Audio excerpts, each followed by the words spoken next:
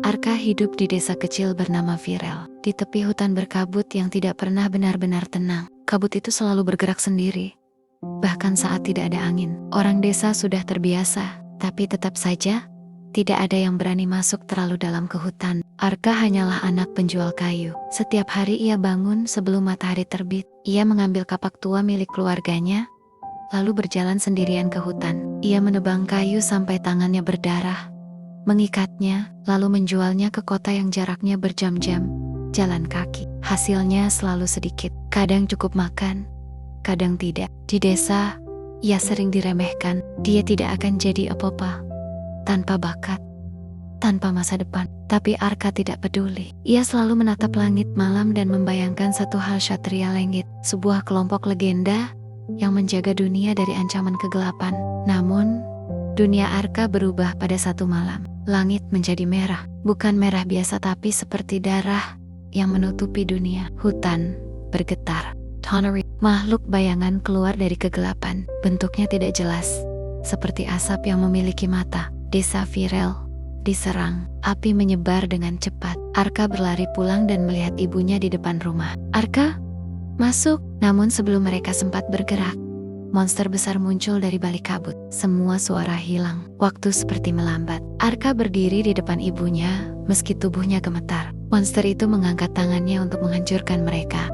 Dan saw it too. Tanah di depan Arka bersinar hitam. Dari dalam bumi muncul pedang gelap yang seolah hidup. Sebuah suara terdengar langsung di pikirannya. "Jika kau ingin melindungi, ambil." Arka meraih pedang itu. Dalam sekejap, energi besar meledak. Gelombang hitam dan biru menyebar ke seluruh desa. Monster terpental jauh. Langit kembali tenang. Untuk sementara, keesokan harinya, seorang wanita bersenjata datang. Namanya Lyra, Kapten Satria Langit. Saat melihat pedang itu, wajahnya berubah pucat. Itu pedang Noctaris, senjata legenda yang dulu menyegel Raja Bayangan. Dan Sakran memilih seorang anak desa. Arka dibawa ke ibu kota. Untuk pertama kalinya dalam hidupnya, ia melihat dunia yang berbeda. Kota terapung di langit, menara sihir yang menyentuh awan, naga penjaga yang terbang di atas istana. Semua terasa mustahil. Ia masuk Akademi Satria Langit, tempat para calon pahlawan dunia dilatih.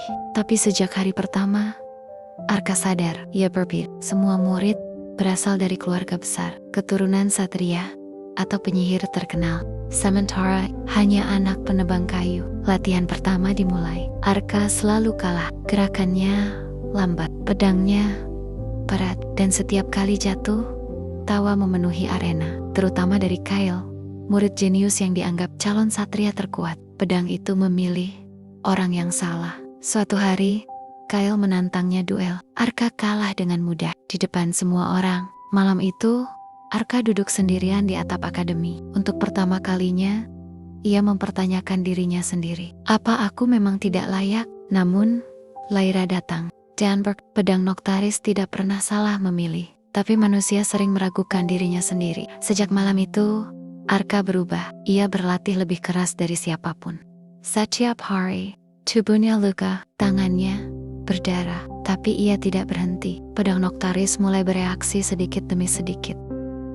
Waktu berlalu, Arka mulai tidak sendirian. Ia bertemu Elin, penyihir muda yang ceria dan selalu penasaran, dan Riven, pemanah pendiam yang sangat akurat. Mereka tidak peduli latar belakang Arka. Untuk pertama kalinya, ia punya teman. Namun, tekanan di akademi semakin besar. Arka terus dibandingkan dengan Kyle, dan rumor tentang pedang Noctaris mulai menyebar. Dia bukan manusia biasa. Pedang itu bisa berbahaya. Sementara itu, di balik kerajaan, sesuatu mulai bergerak. Monster bayangan muncul di beberapa wilayah kecil. Awalnya dianggap insiden biasa, tapi jumlahnya semakin banyak. Suatu hari, sebuah desa di utara diserang. Seluruh akademi dikirim. Setibanya di sana, desa sudah hancur. Monster raksasa masih berdiri. Kyle maju lebih dulu, tapi dikalahkan dalam hitungan detik. Ketakutan menyebar.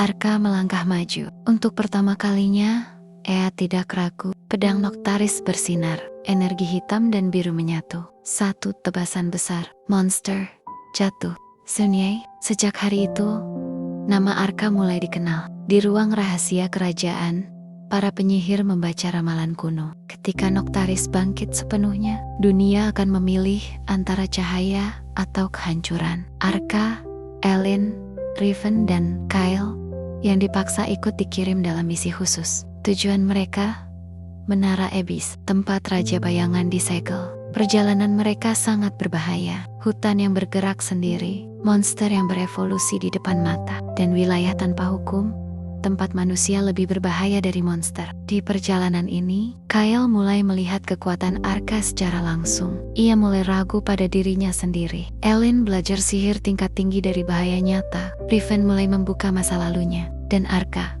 semakin memahami arti kekuatan. Aku tidak boleh hanya kuat, aku harus melindungi mereka. Namun di tengah perjalanan, mereka diserang kelompok pengkhianat kerajaan. Pertempuran besar terjadi.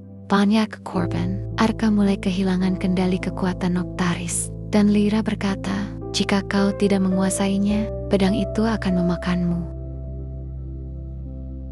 Akhirnya mereka tiba di Menara Abyss. Langit berubah gelap total. Petir merah menyambar tanpa henti. Segel Raja Bayangan pecah. Dunia mulai runtuh. Monster muncul di seluruh dunia secara bersamaan. Perang besar dimulai. Satria Langit kalah di banyak wilayah. Kerajaan hampir jatuh. Dan di tengah kehancuran itu, Raja Bayangan bangkit. Wujudnya tidak sepenuhnya fisik, lebih seperti kegelapan yang hidup. Arka berdiri di garis depan. Teman-temannya di belakangnya. Semua orang hampir menyerah. Tapi Arka mengangkat pedang Noctaris. Dan untuk pertama kalinya, cahaya dan bayangan tidak saling bertentangan di dalam dirinya. Mereka menyatu. Aku tidak akan membiarkan dunia ini hilang. Energi meledak ke langit. Pertarungan terakhir dimulai. Dunia seperti berhenti. Setiap tebasan Arka menghancurkan dimensi kecil. Raja Bayangan mencoba menelan semuanya. Tapi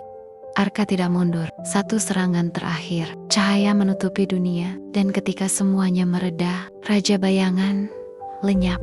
Epilog, perang berakhir. Dunia selamat. Arka menghilang dari pusat kerajaan. Ia kembali ke desa Virel, menjadi anak penebang kayu lagi. Namun, sekarang tidak ada yang berani mengejeknya. Karena mereka tahu, anak itu pernah menyelamatkan dunia.